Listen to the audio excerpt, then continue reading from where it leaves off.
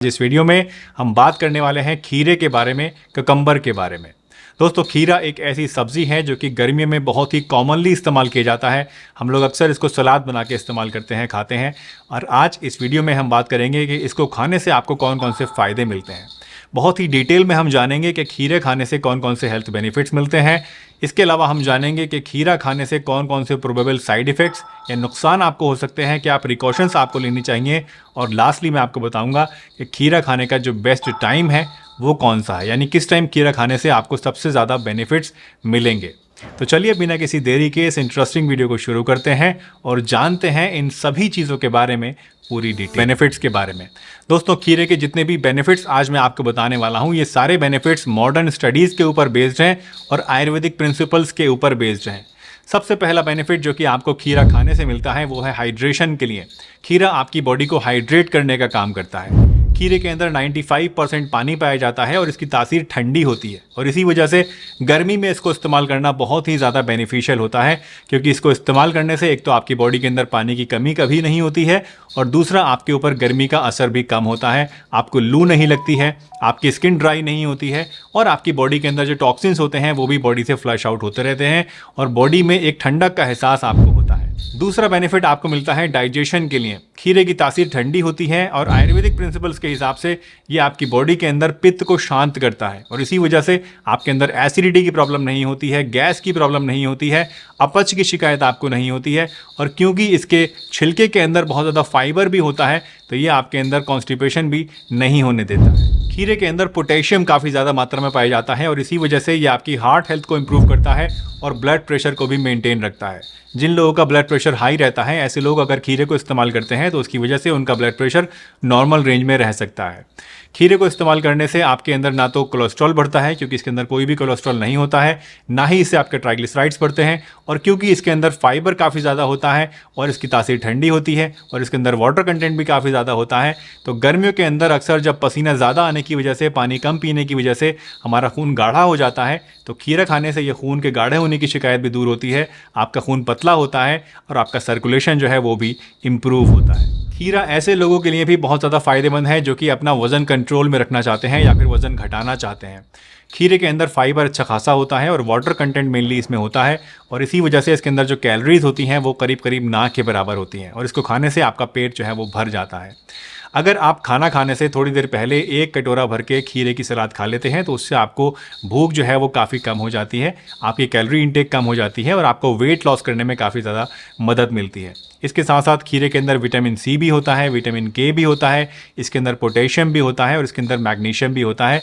तो कहीं ना कहीं आप कह सकते हैं कि न्यूट्रिएंट रिच ये होता है। आपके अंदर न्यूट्रिशन तो पूरा पहुंचता है लेकिन कैलोरीज कम पहुंचती हैं और इसी वजह से वेट मेंटेन करने में ये आपके लिए काफ़ी ज़्यादा मददगार साबित हो सकता है। खीरा डायबिटिक पेशेंट्स के लिए भी बहुत ही बढ़िया चीज़ है। खीरे का ग्लाइसेमिक इंडेक्स और ग्लाइसेमिक लोड ये दोनों ही चीज़ें बहुत लो होती हैं, यानी इन शॉर्ट अगर मैं आपको आसान भाषा में बताऊं तो इसका आपकी ब्लड शुगर के ऊपर बहुत ही कम असर पड़ता है। तो अगर आप एक डायबिटिक पेशेंट हैं और आपका ब्लड शुगर बढ़ा रहता है और आप खाने में अपने खीरा ज़्यादा खाना शुरू कर देते हैं तो उसकी वजह से आपकी जो शुगर इंटेक है बॉडी के अंदर वो कम हो जाती है, कैलोरी इंटेक कम हो जाती है और आपको ब्लड शुगर कम करने में काफ़ी ज़्यादा मदद मिलती है। खीरा ऐसे पेशेंट्स के लिए भी बहुत ज़्यादा फ़ायदेमंद है जिनके अंदर किडनी स्टोन्स हैं या जिनके अंदर बार बार किडनी स्टोन्स बनते रहते हैं। खीरे के अंदर इतनी ज़्यादा ताकत होती है कि ये आपके किडनी स्टोन्स को तोड़कर बाहर निकाल सकता है और इसके अंदर क्योंकि पानी भी बहुत ज़्यादा होता है तो ये एक डायूरेटिक का काम करता है, यानी पेशाब लाने वाली दवा की तरह काम करता है और इसकी वजह से आपकी जो किडनीज़ के अंदर जो रेता जमा हो जाता है, जो अशुद्धियाँ जमा हो जाती हैं, टॉक्सिन्स जमा हो जाते हैं, वो भी किडनी से फ्लश आउट हो जाते हैं और किडनी हेल्थ जो है वो भी इम्प्रूव होती है। इसके अलावा खीरा आपके ब्लड प्रेशर को भी नॉर्मलाइज रखता है। अगर आप एक ऐसे पेशेंट हैं जिसका ब्लड प्रेशर बढ़ा रहता है तो आपको खीरे का इस्तेमाल ज़रूर करना चाहिए। खीरे के अंदर पोटेशियम काफ़ी ज़्यादा होता है। पोटेशियम एक ऐसी चीज़ है जो कि आपकी बॉडी के अंदर सोडियम के इफ़ेक्ट को नलीफाई करता है।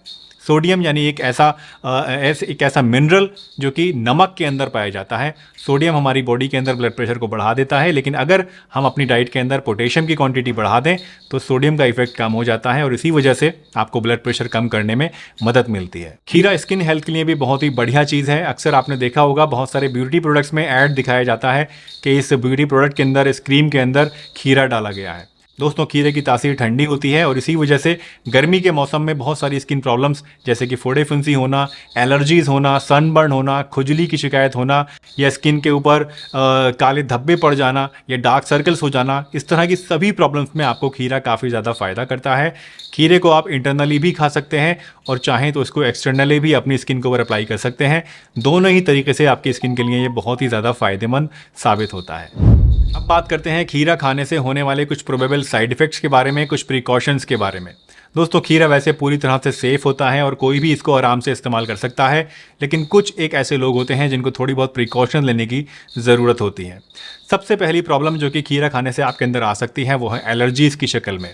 कुछ ऐसे लोग होते हैं जिनके अंदर खीरा खाने से एलर्जी हो जाती है बॉडी में और इसकी वजह से बॉडी में दाने निकल आते हैं, बॉडी में खुजली हो जाती है और बॉडी में सूजन आ जाती है। और अगर बहुत ज़्यादा सीवियर केस हो जाता है तो उस केस में आपके अंदर सांस लेने में भी दिक्कत हो सकती है।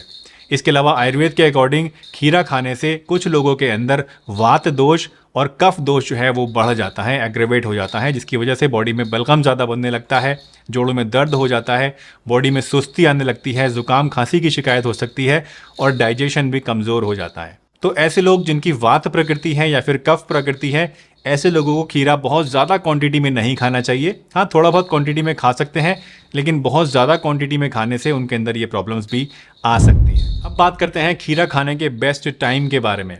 दोस्तों अकॉर्डिंग टू आयुर्वेदा खीरा कभी भी आपको रात में नहीं खाना चाहिए, खीरा हमेशा दिन में ही आपको खाना चाहिए।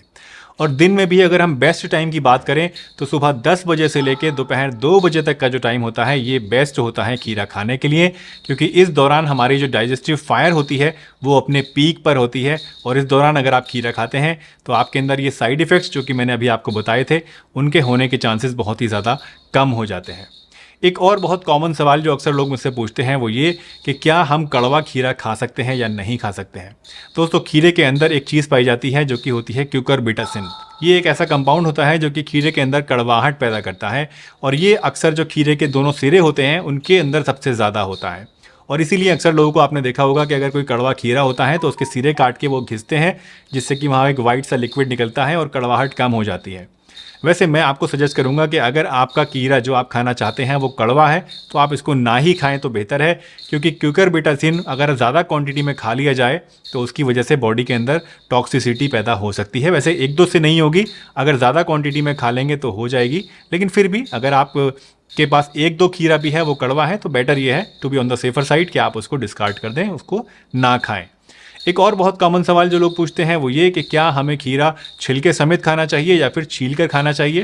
तो ये आपकी पर्सनल प्रेफरेंस के ऊपर डिपेंड करता है। आप चाहें तो इसको छील भी सकते हैं, चाहे तो आप बिना छीले भी खा सकते हैं। वैसे मैं हमेशा बिना छीला खीरा खाता हूं और यही आपको भी रिकमेंड करता हूं, क्योंकि खीरे का जो छिलका होता है उसी में फाइबर मेनली पाया जाता है और इसके अंदर कुछ हेल्दी कंपाउंड्स भी पाए जाते हैं, कुछ ऐसी न्यूट्रिएंट्स भी पाए जाते हैं जो कि आपकी हेल्थ के लिए अच्छे होते हैं। तो अगर आप छिलके समेत खीरा खाएंगे तो आपके लिए ज़्यादा अच्छा होगा, लेकिन अगर आपको पसंद नहीं है छिलके समेत खाना तो आप छील कर भी इसको खा सकते हैं। दोस्तों मुझे उम्मीद है आज की ये वीडियो आपको ज़रूर पसंद आई होगी और इससे आपने कुछ ना कुछ नया ज़रूर सीखा होगा। अगर वीडियो आपको अच्छी लगी है तो इसे लाइक कीजिए, चैनल पर नए हैं तो चैनल को सब्सक्राइब कीजिए और सभी के साथ शेयर भी। के लिए अपना बहुत ध्यान रखिए, हंसते रहिए, मुस्कुराते रहिए, रोज़ कुछ ना कुछ नया सीखते रहिए ताकि आप रह सकें हेल्दी हमेशा। दोस्तों आज डॉक्टर साहब ने हम सभी लोगों को स्वास्थ्य से संबंधित बहुत ही शिक्षाप्रद जानकारी दी है।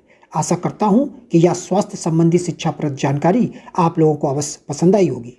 तो दोस्तों अगर यह वीडियो आप लोगों को पसंद आया हो तो वीडियो को लाइक करें और अधिक से अधिक लोगों को शेयर भी करें, जिससे और भी लोग यह शिक्षाप्रद स्वास्थ्य संबंधी जानकारी का अपने जीवन में लाभ उठा सकें।